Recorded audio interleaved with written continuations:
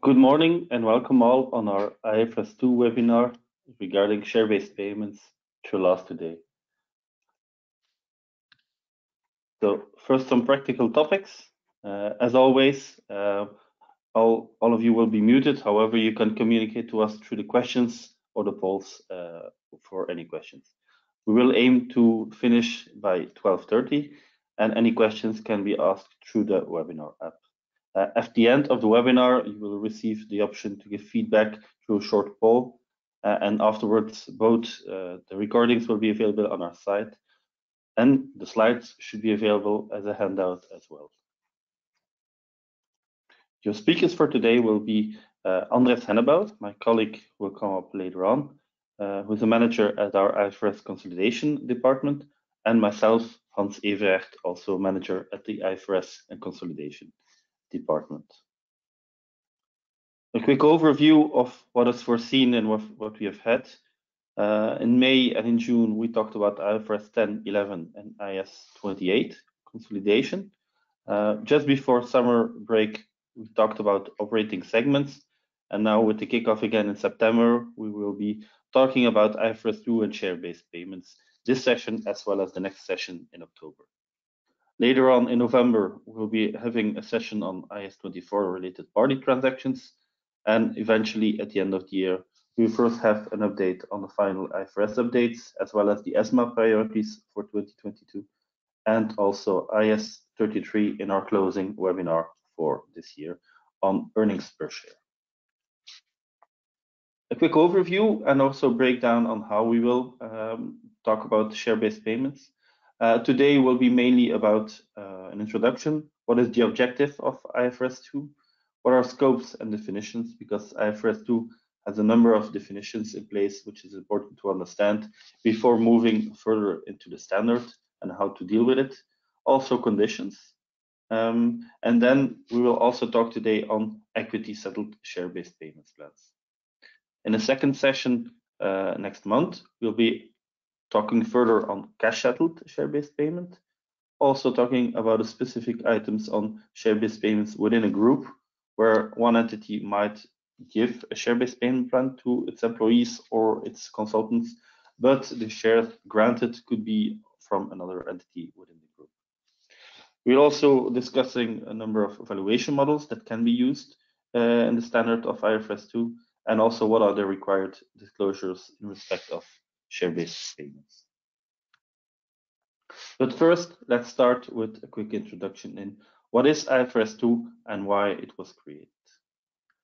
So the idea of IFRS 2 is basically that there are two conditions. There is a delivery of goods or services given by a consultant, a supplier, but it could also be an employee, which is the most common, employees and senior management.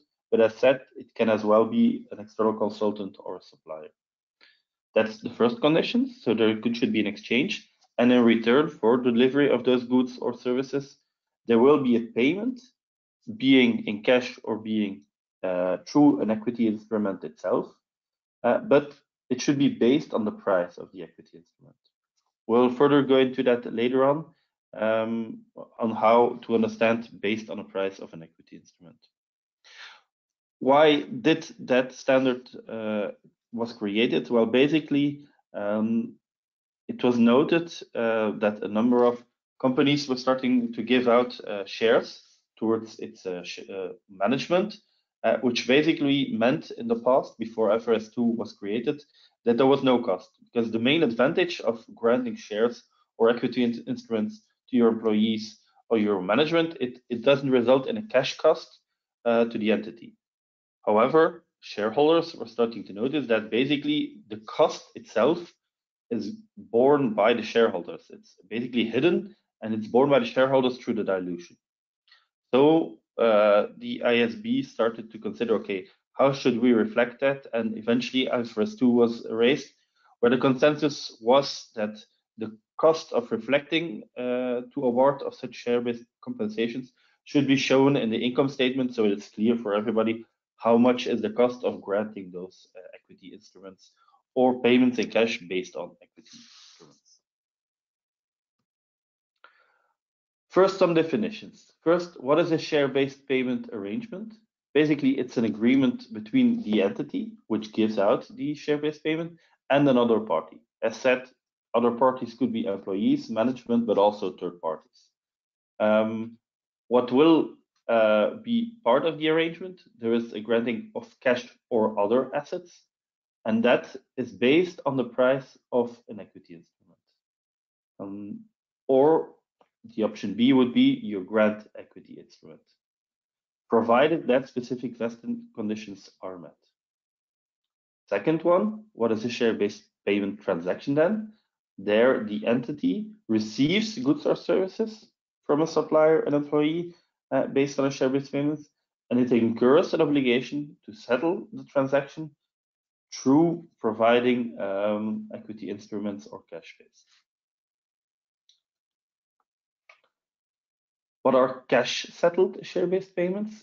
Well, basically, it's a share-based payment transactions where the goods or service acquired by incurring a liability to transfer cash, which is based on the price. So eventually, it will result in a cash out for the company.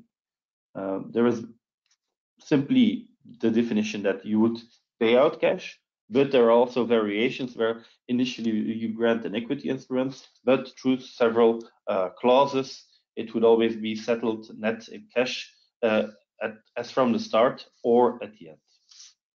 So if there's a risk that it would run out in cash, in principle, and we'll go deeper on that later on, it will result in a cash settled share-based payment transaction, whereas an equity settled share-based payment transactions, it's also a transaction, but it results in granting an own equity instrument, but without an obligation for the entity to settle the equity instrument in cash eventually. Let's walk through the decision tree on how to see whether or not your transaction is in scope of IFRS 2. So first question to raise will always be, does the entity receive goods or services? If the answer is no to that, then question should be, do you indicate that unidentified goods or services, although it might not be specifically named in the contract, but if there are still some unidentified goods or services that are granted, you might still fall in scope of IFRS 2. If that's not the case, your transaction will not be in scope of IFRS 2. If there are goods or services received, then the second question to raise is whether the consideration is either in an equity instrument itself, being a share or a warrant, an option, whatever, or is it a payment in cash or other assets which is based on such equity instrument? If you have another time yes, you move to the next question. If it's no, your conclusion should be normally that you're not in scope of IFRS 2. If both first conditions are met, a key question could be, because you could be an employee and already a shareholder, or manager and already a shareholder, are you receiving an equity instrument or cash which is based on an equity instrument in your capacity as a shareholder or not? If that's the answer, then you will still not be in scope of IFRS 2. If you are receiving an equity instrument not acting as a shareholder, then you continue further in the decision tree. Next question to consider, does a transaction meet the definition of a business combination? If that is the case, then you should refer to IFRS 3, which has further guidance on how to deal with that. Last question to consider eventually, are the goods or services acquired in a contract accounted for as a financial instrument? If that is the case, then you will not be in scope of IFRS 2, but you should refer to IAS 32 and IFRS 9. We'll come later to that with a specific example, which makes it more clear. So following this decision tree, it should be rather clear to see whether or not you're in scope of IFRS 2, and you should consider further requirements that are listed in IFRS 2. Let's look at an example. Company B has a shareholder S, and S decides to transfer 100 shares in B to his child. The child is employed by B, and as part of the inheritance planning of S investments, it grants the shares. There is no service or either other condition attached to the grant. So conclusion would be here that the share is not classified as a share-based payment because It's not a consolidation for services, as said in the last part of the example. There are no service or other conditions. And on top of that, given that it's part of the inheritance planning of S, it's clear that S's child would have received those shares as well, even if it would not have been employed by B. So it's important to consider the full picture and to meet and check whether the criteria set by IFRS 2 are met or not met. Next question. An employee is entitled to a cash payment of 100 if the share price remains at least at the current share price of 8 over the next year. If it's fall below 8, then the employee will not be entitled. Question here is, do you meet the criteria? You will receive goods or services. However, the cash payments, because it's stated as a cash payment, it doesn't depend on the share price. It depends on the share price whether you receive a cash payment or not. However, the amount of cash you will receive is fixed. It's not an amount that is based on the share price. So even though there is a link with share price, it's the criteria is whether the payment in cash is linked and based on the share price, which is not the case in this criteria. In this example, conclusion would probably be that it's based in scope of IAS 19, an employee benefit, where the triggering point whether or not you will receive as an employee the cash payment is whether the share price goes above or below 8. Next question. It's a variation on the earlier example.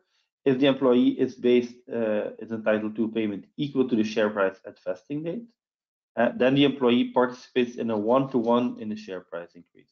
So here, clearly, the payment it will receive in cash is based on the share price, and it's a linear function. Here, it's a one-on-one linear function. However, it could as well be possible that the promises B would be receive a cash payment which relates to 60% or 150%, for example, of the share price. As long as the first criteria that in return goods or services are received by the entity is also met, obviously.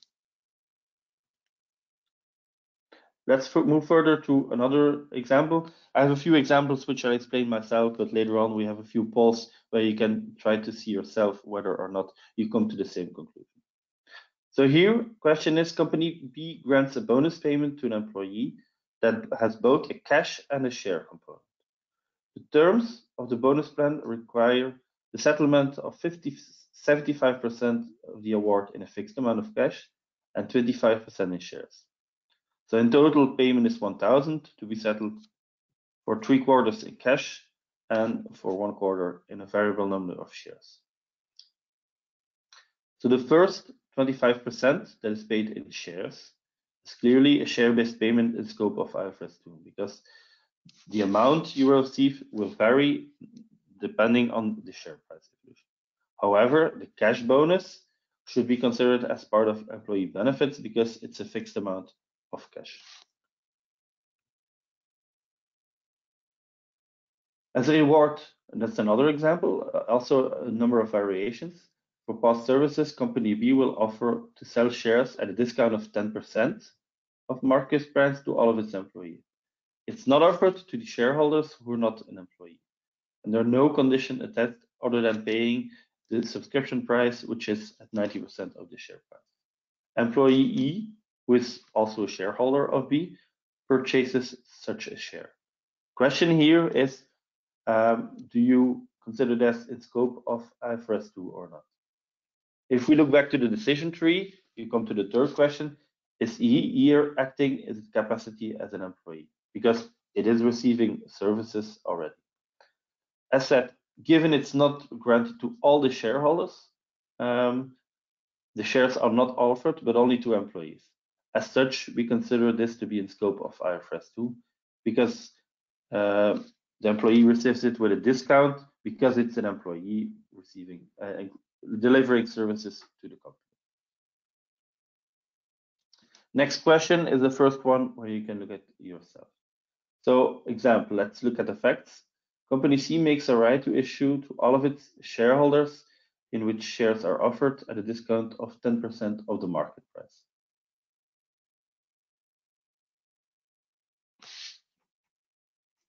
let's look at the poll. So I'll open the poll.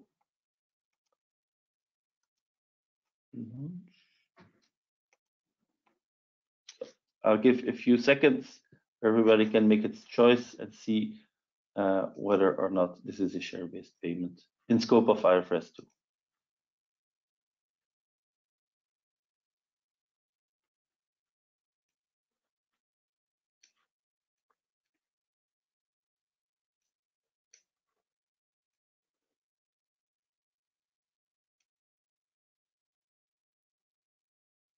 A number of people have voted. We're at halfway, so if a few people can cast their vote, we'll close the vote and see what the outcome was. Okay, let's look at the results. So in total, 20% offered for yes, the offer for she is in scope, and 80% said it's not in scope. Let's look at the final outcome. Here, the response is it's not in scope because the discount is offered to all of C shareholders. Indeed, it was a variation on the other example we gave where not all shareholders granted. Here in the example and the question you had to respond, all of its shareholders were offered the same. No conditions were asked. So clearly the benefit of the discount was offered to all shareholders. So employee E was rather acting as a shareholder in this example instead of being an employee. So it's not an example in scope of IFRS 2. Moving further, there is a granting by company B of 100, it purchases 100 tons of cocoa beans in exchange for 100 shares of B. So here it's a supplier in the example. Both delivery and exchange will occur on a specific date in year 2. And as a chocolate producers, B enters because it needs delivery in its cocoa beans in its process, and it will use them themselves. The response here, and it's also one of the questions, is it a financial instrument or not? Given the fact that B is planning to use the cocoa beans itself in its production process, it will not be in scope of IFRS 9 unless it was designated as fair value through P&L. But given that's not the case, the scope exception foreseen by IFRS 2 does not apply, and the transaction will be in scope of IFRS 2. So it's a supplier transaction where you purchase goods in return for your shares, and B will receive the shares in return for delivering cocoa beans. If B would not have delivered the shares for the cocoa beans, not planned to use the cocoa beans itself because it was a financial instrument, then it would have been in scope of IFRS 9 rather than IFRS 2. Look at another example where you can try to make your own opinion yourself. So here we have company B2 that grants one share option to each to 100 employee, and there is a 2-year service condition.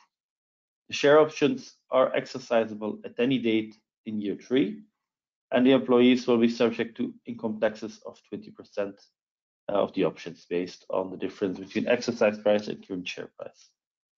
All employees are expected to and ultimately do stay in service with B, and on top of that, B2 will also grant a cash payment to its employees to cover the income tax that they will have to pay on the exercise of the share options.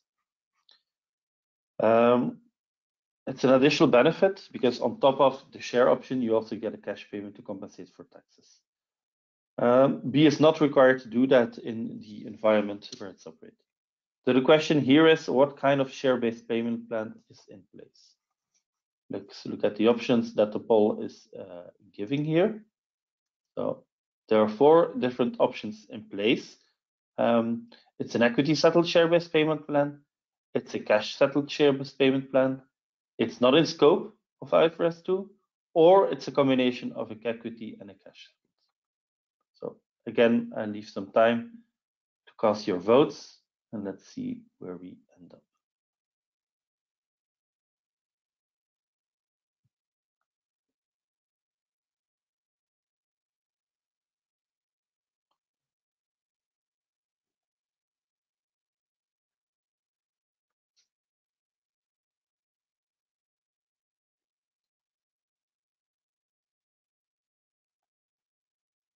So a few more seconds. Anyone doubting, you can still cast your vote, after which we will close the poll. This moment. Okay. So the final outcome is 17% considered this as an equity settled share-based payment plan, and 83% consider this as a combination of an equity and a cash settled payment plan. So look at the outcome here. So indeed, it's a combination. The granting of the share or options, which is equity settled, there's no requirement to settle it in cash afterwards. It's clearly an equity settled share-based payment plan. And the payment to compensate for the income tax should be considered as a cash settled share-based payment plan. Because obviously the tax amount to be paid and that will be returned back by the company, B2, will also be based on the evolution of the share price because it's a percentage. So here it's a combination of a share-based and an equity settled and a cash settled share-based payment. Just having a look at what is an equity instrument. Basically, it's a contract that evidences a residual interest in an asset of an entity after deducting all of its liabilities. So it can have variable forms. The most lodging is obviously an ordinary share, but you could have a share option. Share option is basically the right to receive an existing share. A warrant is a right for a share that should still be created. There is a written put option where there's the right to receive an option to buy it at a specific price. There's a preference shares and there's redeemable shares. There's no link in IFRS 2 with IAS 32. So even if under IAS 32 you could have a different classification being equity or liability, for IFRS 2 it can still be considered as an equity instrument, regardless of whether under IFRS 32 it ends up under equity or under a liability. Let's look at a number of more examples. Entity B grants 10 shares to its employees, provided that they remain in service for the next 12 months. I think it's a clear example. It's in scope. They have to remain in service for 12 months and then they get 10 shares. It's equity settled, assuming that there's no obligation to buy it back or work like that. Second one, entity C grants a cash bonus equal to the share price, provided that they remain in service. Again, two conditions are met to be in scope. The company will receive services, and on the other hand, they're granting a share price, a cash bonus based on the share price. It's in scope, but conclusion would be it's a cash settlement. Entity example 3, entity E share price is 120, and a cash bonus of 120 will be granted to employees, payable in 1 year to anybody who remains in service. Not in scope, as said. There is no link between the cash bonus and the evolution of the share or equity instrument, so it will rather be in scope of IAS 19. Here it's only 1 year ahead, so the discount, if it would be longer ahead, there could be the discount effect. Last example, a cash bonus of 500 to employees, payable in 1 year to remain in service if the D share price exceeds the price of 10 per share. Again, out of scope, because the payment itself is not based on the share price. The share price is the trigger whether the employee will or will not receive the cash bonus, but the cash bonus is a fixed amount. The first condition, delivering services, is however still met.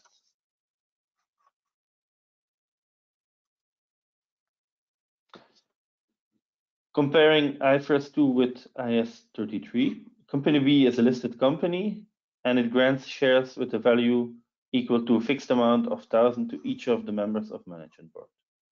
Again, there is a service condition of 1 year. Number of shares to be delivered will depend on the share price on vesting date. Services are received because management will have to remain in service for 1 year. And the transaction in the example is in scope of IFRS 2, and it's classified as equity settled because the only consideration B is own equity instrument. If there would be no services, if management would simply receive a variable number of shares in exchange for a fixed amount of cash, which could be €1, then it would be classified as a liability under IAS 32 financial instrument standard. So you clearly see here that whether or not there is a service condition could have an impact on the final outcome. Another poll where everybody can participate. We have a company B3 that grants an employee 1,000 options at an exercise price of 100. There's a 3-year service condition, and at the exercise date, the share price has evolved to 200. Now the employee has two options. Either it will pay 100,000 and receive in return 1,000 shares worth 200,000, so 1,000 times 200, so it has a net value of 100,000, or the employee could opt to receive 500 shares, also worth 100,000, but no cash consideration due by the employee. The exercise price is paid by tendering an exercised option with an intrinsic value of 50. So how should company B3 account for this? Is it an equity or a cash settled share-based payment plan?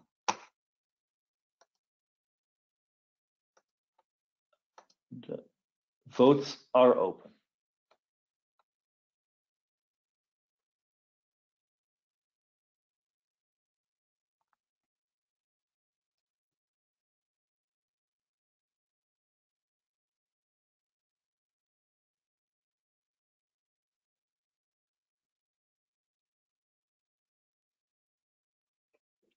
I'll wait for a few more seconds. So those who have not voted yet have still an option. So final calls. 3, 2, and 1. So everybody who has voted decided that in their point of view, it's an equity settled share-based payment plan. Let's get the outcome. It is indeed equity settled. Why is that? Because under any of the circumstances, the company will have to pay. It is the employee that would pay and not the company. So if they go for option 1, company B will actually receive 100,000, but obviously will grant 1,000 shares, which are worth 200,000. And then in option B, it will only grant 500 shares, but will not receive cash from the employee. So in any case, no cash out will occur by the company, so it's considered to be an equity settled share-based payment. 2 more options, again, where you can participate. Let's first do poll number 4. We have company B4, which is an unlisted entity that grants share options to its employees. There's a 3-year service condition in it, and on the exercise of the options, B4 is obliged to deliver its own shares. When the employee ceases the employment with B4, shares are redeemably mandatorily at the then current fair value. So question, the first one, is that a share-based payment that is cash or equity settled? I'll open the votes again.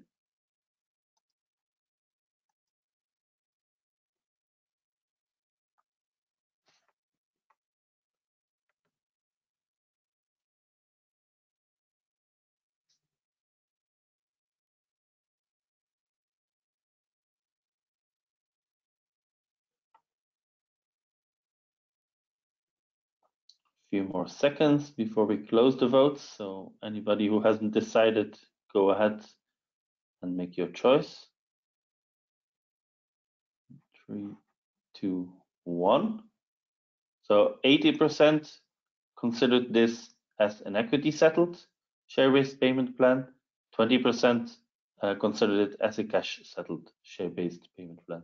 I'll not give the response yet. We'll first go to poll 5, and then I'll explain the outcome of both questions at once. Poll number 5, basically, it's the company C5, also unlisted. It grants share options to its employees, also under a 3-year service condition. On the exercise of the options, C5, the company is obliged to deliver its own shares, but the employee may require C5 to redeem the shares at any time within the 5 years after the exercise. So it's only the last one, which is a slight variation. The first items are all the same. So How is the example on the bottom considered? Should it be cash settled or an equity settled? Open the votes again.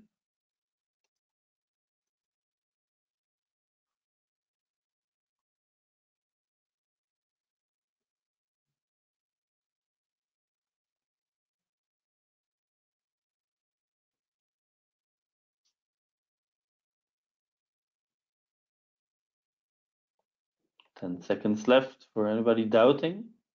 Do anything wrong. There is no correction on guessing here. Tied up in 3, 2, and 1. And we have 50-50 in this respect. So half of people who voted considered this as a cash settled, half considered it as an equity settled. Let's have a look at the outcome of both options. Let's first look at the first one. So first part of the examples were the same. Key question was when the employee ceases the employment, the shares are redeemable mandatorily at then current fair value. It's considered to be a cash settled because B4 will be required to pay cash at some point in time. So it results anyhow at a certain point in time in cash, so it's cash settled. Last example, where the employee may require C5 to redeem the shares, is also considered to be cash settled because here C5 will be required at any point in time to pay it at cash if the employee requests it. So both times the conclusion was that it's cash settled. Another variation on this one is an unlisted entity that grants share at a discount. When the employee leaves, they are required to sell the shares back at the then current fair value. However, D is not required to buy back the shares. Here, it's gray zone, so we'll have to look at the facts. Does D have a stated policy, perhaps not contractually obliged, but a stated policy in which, or past practice where they buy back shares under similar transactions? Then it could be considered as cash settled. Key one is whether it will buy back the shares in the past practice, at what value? Because there might be situations where you buy it back at fair value, above fair value, below fair value. So it will depend on facts and circumstances whether you can consider this as a cash settled or not.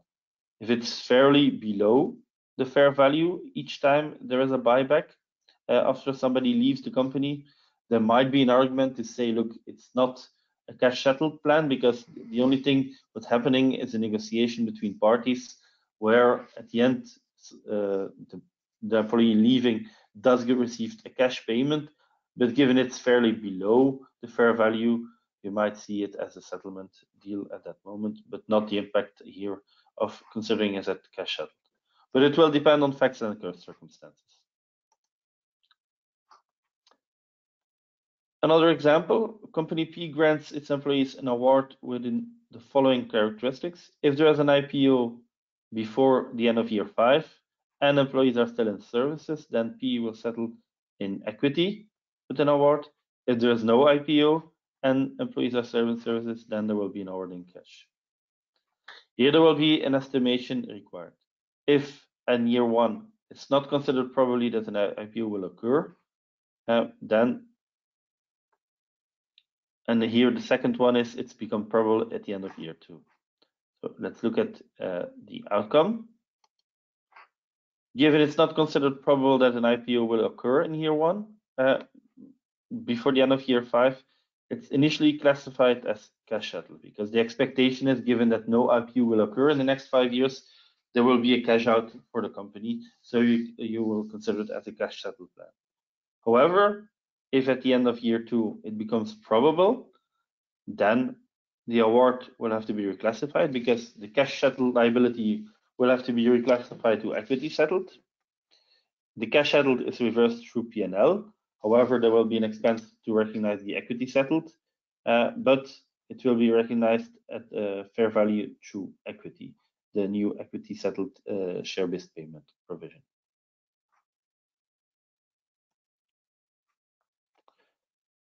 Last example before we have a look at a number of different conditions.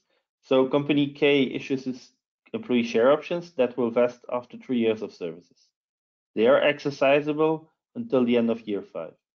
If there is a change of control, then K, the company, is required to settle the share option in cash at the fair value at that date. So based on the approach, the share option will not be cash settled, but it's only contingently.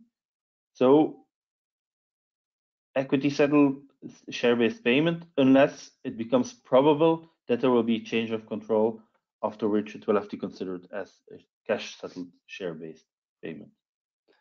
So we have seen a large number of examples with every time very small variations, but those small variations could impact the final outcome, whether it is in scope or not in scope of IFRS 2, or if it's in scope, whether it should be considered as a cash settled, an equity settled, or a combination of both.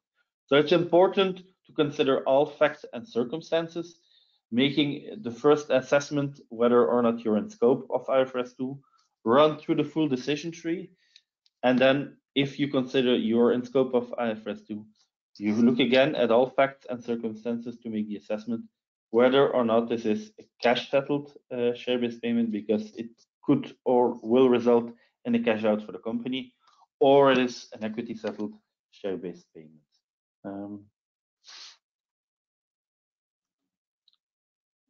Let's have a look at the conditions, and at a later point where my colleague Andres will explain, it will become also more clear why those conditions are so important and why you should make good difference between, on the one hand, for example, vesting conditions, service conditions, and performance conditions. Let's first have a look at a decision tree. So conditions. Does the condition determine whether the entity receives the services that are entitled to counterparty to share-based payments? If the answer to that is yes, for example, they have to stay in service for at least 1 or 2 years, then it's a vesting condition. If the answer is no, then you have a non-vesting condition. If you have a vesting condition, the second question to ask is whether the condition requires only a specific period of service to be completed. If it's yes, then the vesting condition is also a service condition. If it's no, then it's a performance condition. So here in a performance condition, you will have to receive services, but not for a specific period. If it's also for a specific period that you will have to do, then it's a service condition. If you look at performance conditions, then you should also ask the question, is it related to the market price of the entity's equity instrument or not? If that is the case, you have a market performance condition. If that's not the case, then it's a non-market performance. Let's have a look at an example. On January 1st of year 1, company C grants a share option to an employee. That share option can be exercised at any time within the next 5 years and has no conditions attached. No further services are required, so we don't consider it a vesting condition. If employee leaves on 2nd of January, it will still be entitled to exercise the option at any time in year 5. So here we don't have a vesting condition. Next is a variation where you can consider it as well. So here company D grants a share option with a 2-year service condition. The share option can be exercised at any time in the period from 1st of January year 3 until year 5. The employee should provide future services to be able to vest it and become exercisable. If the conditions are met at vesting date, so if it remains in service during the 2-year service condition, then the employee is entitled to exercise the option at any time between year 3 and year 5, regardless of whether it stays at D during that period or not. If the condition is not met at vesting date, then the employee cannot vest anymore and not exercise the share option. So the question is the service condition to remain for 2 years also a vesting condition? Let's open the polls. There are 2 different options, yes or no.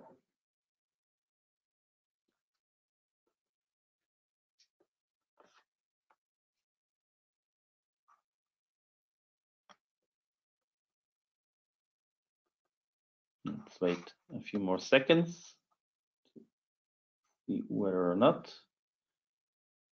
I think it's clear for everybody voted. Everybody considers the answer as being yes. 100% of all people who voted consider that the service condition is also a vesting condition. That is indeed the case because it ensures that the employee will at least work for 2 years before it is able to receive. If it would leave before the end of year 2, it will not have any share-based payment compensation because it cannot exercise the option either. Another example, company B grants a share options to an employee. There's a 3-year service condition and B's share price meeting a target of at least 100 at the vesting date. It is exercisable for 5 years after year 3, regardless of whether the employee is still in service. So conditions here attached is classified as a market condition because you have on the one hand a service requirement, you should stay for at least 3 years, but also a performance target. And that performance target relates to the share price of B's equity instrument. That should be at least 120 at vesting date. Small variation on that, share option, again, the 3-year service condition, and also the target to meet a profit of at least 3 million in year 2. It's again exercisable for 5 years after year 2. So conditions here is considered to be a non-market condition because there is a service requirement, but the performance target is not related to the share price of the equity instrument. It's simply meeting a profit target of 10 million here. So a few examples we have here of market conditions. Share price need to be increased by a specific percentage over a period of time. It needs to meet a target at least 1 day. So there is 5 consecutive days. So there is a vast possibility of variations on that as long as it is linked to the market here. A few examples of non-market conditions.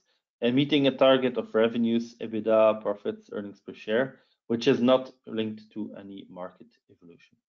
It can also be a non-financial performance target, for example, finalizing a specific target, receiving approval of your client on a specific project that is terminated, decrease the error rate in certain area. So different variations possible. A number of examples of non-vesting conditions. The consumer price target must increase by more than a specified target. You have the evolution of the raw material price that can be a non-vesting condition. Counterparties, you can have here the requirement to hold a share after a vesting date for a number of periods before you can do anything. That is then considered a post-vesting date transfer restriction. And not to be employed by a competitor, a non-compete restriction. So here again, also different possible, but they're all considered as non-vesting conditions. That's a bit the introduction and the key definitions that should be considered. Keep those definitions in mind, as well as the full decision tree on whether or not you're in scope, and then in a second step, whether you have an equity settled or a settled share-based payment indeed. My colleague Andres will now run you through a bit more details on equity settled share-based payment and how to account for it. Hi everyone, this is Andres. Thank you, Hans, for the introduction. So in the next slides, we will be going into a bit more detail on the equity settled share-based payments. So this opposed to the cash settled share-based payment plans, which we will be covering in our next session. So share-based payment plans, transactions in which the entity generally receives goods or services as consideration for its own equity instruments. Maybe very, very high or general, a few topics on recognition. Services received in an equity settled share-based payment transaction are recognized as the services are received. So this might seem very obvious, but it's important to note that we will be trying to apply the matching principle here between when the services are received and not necessarily when the grant date or is given. So there can be a bit of a difference there. Cost of services received is recognized as an expense with a corresponding credit to equity. So for the equity settled share-based payment plans, the counterbalance will be reserves in equity itself. Obviously, there's the exception that if the services qualify for recognition as an asset, there will not be an expense there. Maybe also useful, there is a distinction between employee and non-employees. When employees are performing the services, that's a little bit differently because, how do you say it, the vesting condition before becoming unconditionally entitled to the instruments granted, usually that's directly, let's say. If there's no condition on which it is dependent, it immediately vests, but that is usually not always the case. I think another general topic on the measurement is the other distinction between employee services and non-employee service. There is a kind of rebuttable assumption here that for the value of employee services, it is very hard to actually measure that value. What the employee does, it's a bit of everything and nothing all at once. So usually for non-employee services, there is the assumption that the services or the goods they deliver are better specified within the contract. So non-employee services will not be measured through the fair value of the equity instruments. It will be measured directly by trying to obtain a value for the fair value of the goods and the services they have performed. Most cases, I think, of the equity settled share-based payments will be employee services, but just keep in mind that there is a bit of a difference there. So when we look at the share-based payment costs, I think it's quite obvious. Fair value at the grant date multiplied by the number of instruments that are expected to be satisfied. So far, so good. As Hans introduced earlier, we do need to make a difference between the different types of conditions. Fair value impact and number impact. So if there are changes in the conditions from the equity settled plans, they will not always be treated in the same manner. Market conditions and non-vesting conditions. These are two types of conditions that have no true-up adjustment in case of failure. So if the market condition is, how do you say it? If it is satisfied or not satisfied, actually that's something afterwards we will not be adjusting with a true-up. So the fair value impact of that condition is already included in our calculations at fair value at the grant date. So afterwards, if it is not satisfied, there's no true-up adjustment in our P&L. This is not the case for the service condition or the non-market performance conditions. These are more of a change in estimate, let's say. So they actually have a true-up adjustment. If the service condition is not satisfied, there will just be a sort of adjustment to your P&L to true up to this adjustment. Next up, just to make all this a little bit more visual, we have a number of examples. The first one is just your basic example, let's say. So there's a service condition. On year one, company B grants one share option to each of its 100 employees in a share-based payment transaction. There's a 3-year service condition, and if the service condition is met, then the employees can exercise the option at any date in year 4. So remember, it's not each year that they can redeem their options, it's only at the end of year 3. So in order to make a calculation here, on the grant date, company B will have to estimate the number of employees expected to have satisfied their service condition. There's 2 columns here. The right column is the number of employees on date of estimate. you see the number of employees for which the equity sales share-based payment plan is applicable will be decreasing, obviously. The estimate of the instrument expected to vest is a little bit lower. I think, yeah, at the end of year 3, both are actually the same, because then we have, let's say, the actual amounts there. So how do we need to account for this? Assuming the fair value of the instruments at the grant date is €9 per instrument, at the end of year 1, we have an estimate of instruments expected to vest of 80 employees. 80 times 9 is 720 total expense, which we expect over the next 3 years. So the cumulative expense until the end of the period is 1/3 of the total amount. It's just 240. In the second year, we see that our estimate has changed a bit. There are 5 employees less for which we estimate that the instrument will be expected to vest. So remember in our previous slides here, there is a number impact and a true up for the service condition changes. So the decrease of 5 here actually has an effect on the total expense. 75 is the new amount we use to measure this, times 9, 675. So we will be booking further costs up until a cumulative expense of 450, which is 2/3 of the 675.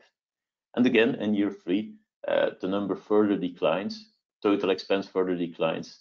So each year we have a little bit less expenses because we expect less instruments will be vesting. And as I mentioned here, yeah, share-based payment expenses will be booked with a counter post in the payment or share-based payment reserves in equity. Now, in our second example, we have a non-market condition which we are introducing. So basically, the 3-year service condition with 100 employees, these remain the same, but we also introduce the cumulative profits being at least 10 million at vesting date. So over the 3 years, the company needs to make a certain amount of profits. Otherwise, yeah, the share options will be worthless. So this is a combination of a service condition and a non-market performance condition. Just going back to our original slide here, non-market performance condition is in the second table. So both are actually measured in the same way. They are both changes in estimates with true-up adjustments, which makes the rule quite clear here. Year 1 is the same because at our initial, sorry for the switch here, or initial estimate whether profit target will be met in year 1 will be yes in year 2 also. But at the end of year 3, we note that we will not be making the 10 million cumulative. So at the end of year 3, there will be an adjustment. Year 1 and 2 actually fully remain the same because we think, okay, we will be making the non-market condition. So there will actually be something vesting. But at the end of year 3, the instruments are no longer vesting because we know that we are failing the condition. This means the total expense is trued up to 0. So the cumulative expense also. And there's a negative expense, so a profit actually, which is reversing the share-based payment reserves we had booked in the earlier periods. We have one question coming in.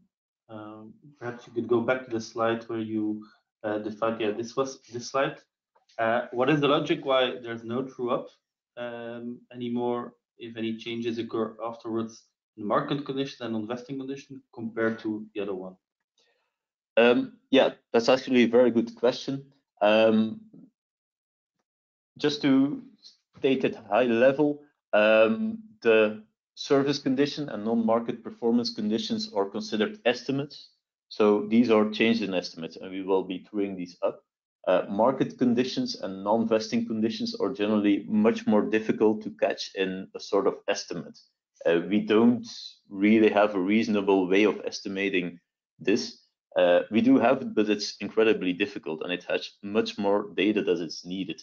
So the guys at the IASB figured that a fair value impact would be much easier to do or much more intuitive.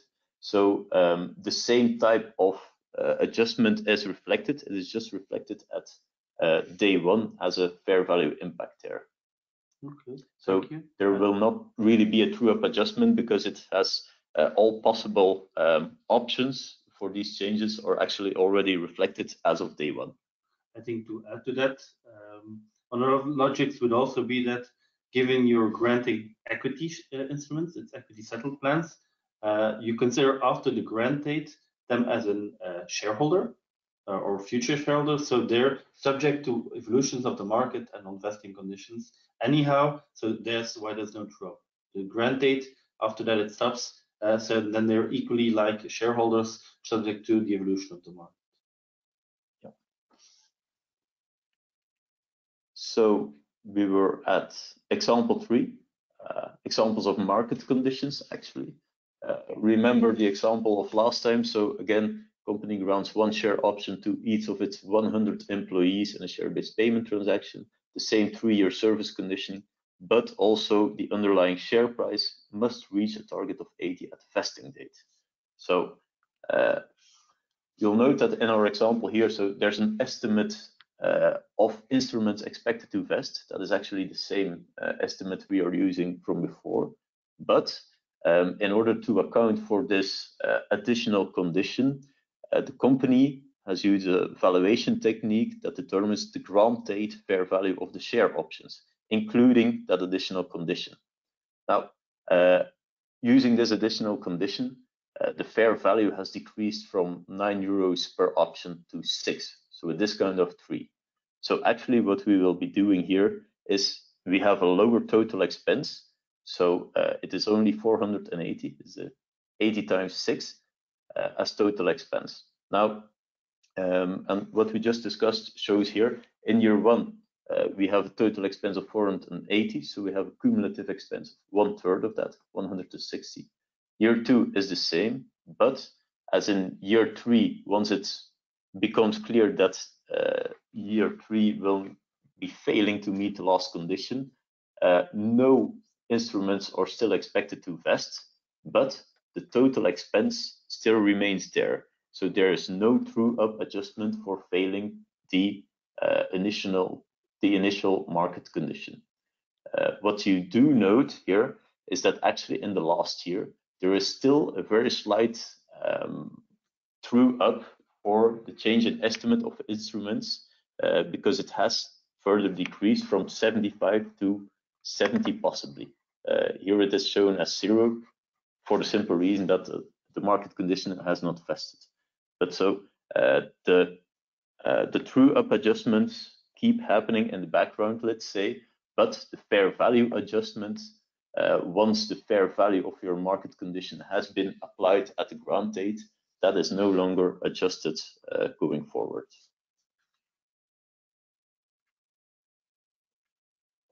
Before our next example, maybe a short intermezzo here on the impact of non-vesting conditions. So remember, the 4th type of conditions are non-vesting conditions.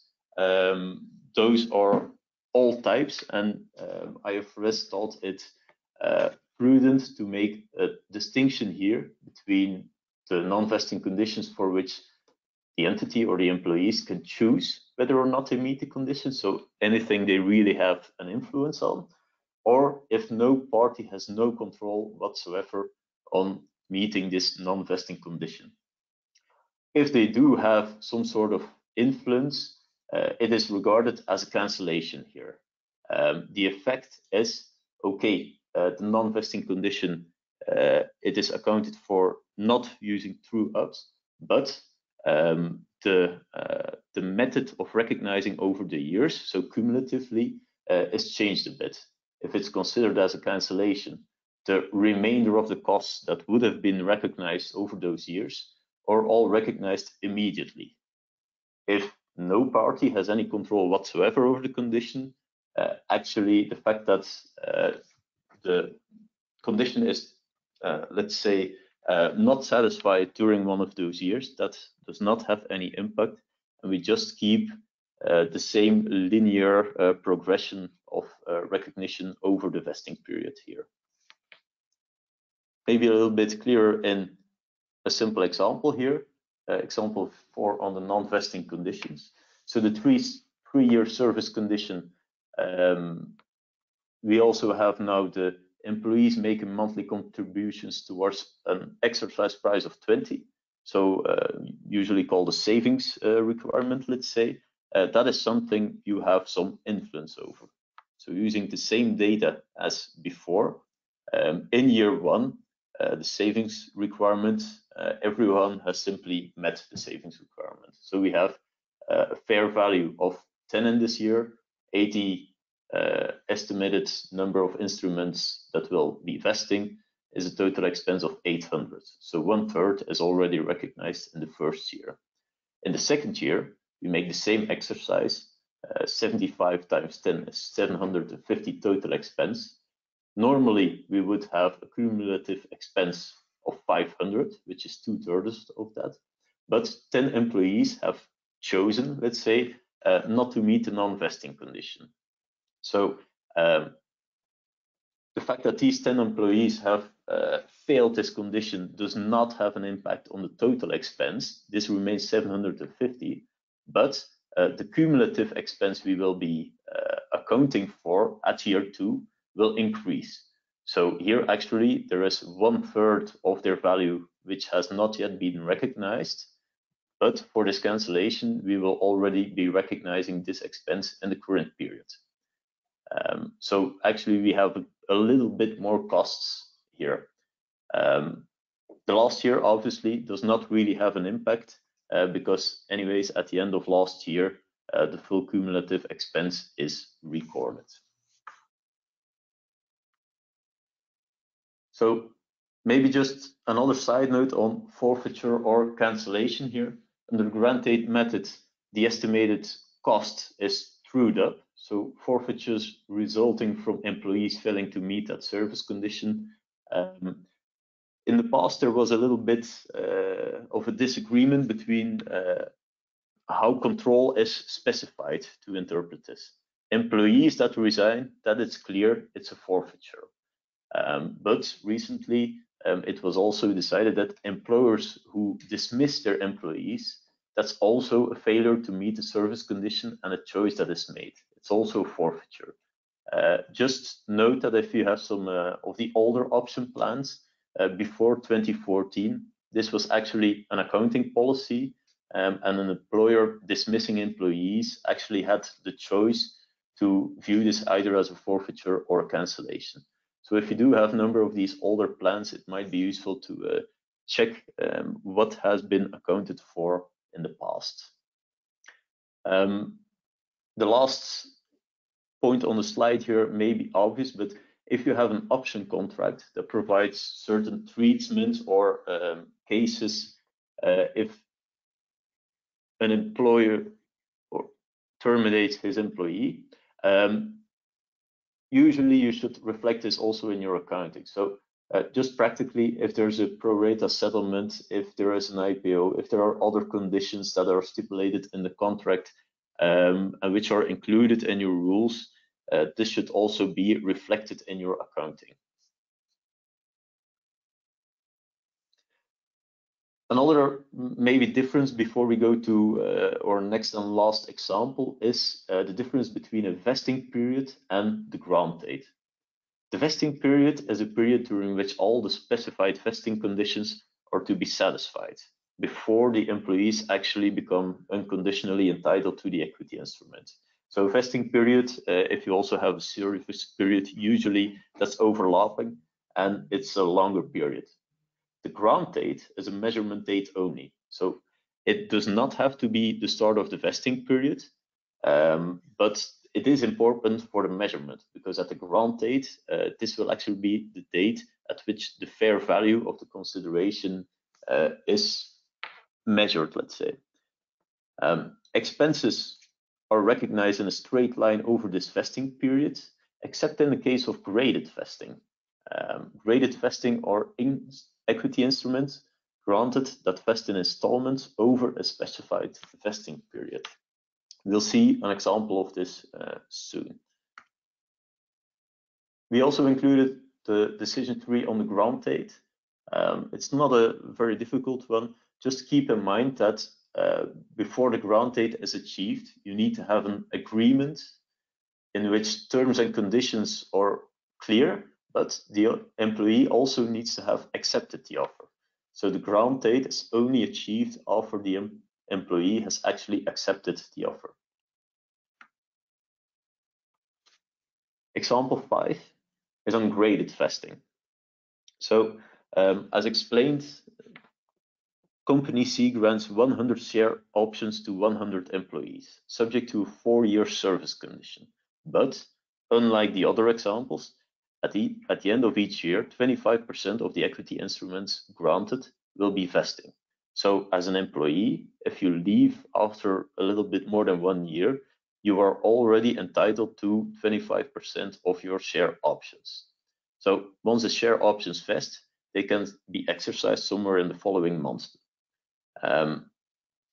Here we need to make a fair value at the grant date, and that is fair values are done for each of the different installments, let's say.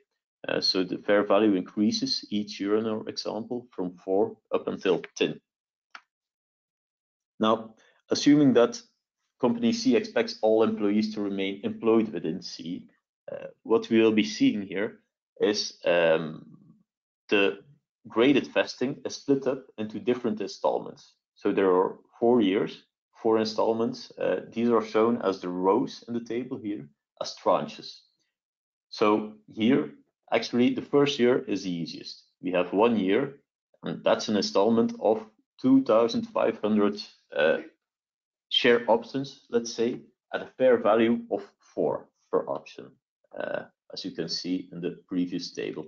So there's a value of 10,000 with a service condition of 1 year, and it's fully booked in year 1. But in our second installment for the second year, we actually have a little bit more fair value. That's just because the fair value per share has increased to 6. So we have 2,500 options or shares, but at a fair value of 6, 15,000. Our second installment here, we need to make a split because during the first year, we have already performed 50% of our first service condition. So half of the value is allocated to year 1, half of the value is allocated to year 2. And actually, the same is done for years 3 and 4. The value keeps increasing to a fair value, but each year the value is allocated to a number of more years. At the bottom, at the total, you will see that this example of graded vesting, by breaking down these different periods, it actually leads to a lot more costs in the first year. So the application of the graded vesting has a higher proportion of costs in the early years of your overall plan and a much lower at the last years. Because simply during year 1, you're not just doing your service condition for year 1, but also half of your service condition for the second installment, 1/3 of the third installment, and so on. Just to come back on something we said earlier, the difference between fair values on these equity settled share-based payments for employees versus non-employees. As we already mentioned earlier, all the examples we had now, we just measured everything based on the fair value of the equity instruments. If we have non-employees performing the services, there's actually an option we like to discuss, and that's direct measurement. If there are identifiable goods or services, and these are also reliably measurable, it's preferable to directly measure the goods and services that have been delivered, rather than estimating indirectly. If we cannot reliably measure this fair value or if we have unidentifiable goods or services, obviously then we just remain with the previous method, and that is measuring the fair value of the equity instruments we have granted. Related to this is obviously the lower part of our decision tree, the measurement date. This one also has to be taken into account, because if we actually have identifiable goods or services and they can be reliably measured, the cutoff date, let's say, is also when the goods or services are rendered to the counterparty. If we cannot measure these, we will stick to the measurement date of the grant, for example, or when the services are delivered. So I think from our side, that is it for our first session. During our next session, we will go a little bit deeper into the cash settled equity plans, as well as the valuation, which can be a little bit more complex for the fair value. Hans, do you want to add anything to our? No, and lastly, also the disclosures required in your financial statement. So we'll do a small recap and then dig further in IFRS 2. So we'll welcome you back on October 13th. You're a bit ahead of time, so that leaves you a bit more lunchtime. And if anyone would need a certificate for IBR, IRA, don't forget to mail us at training@finvision.be. We wish you a pleasant day, and thank you for attending our webinar. Thank you, everyone.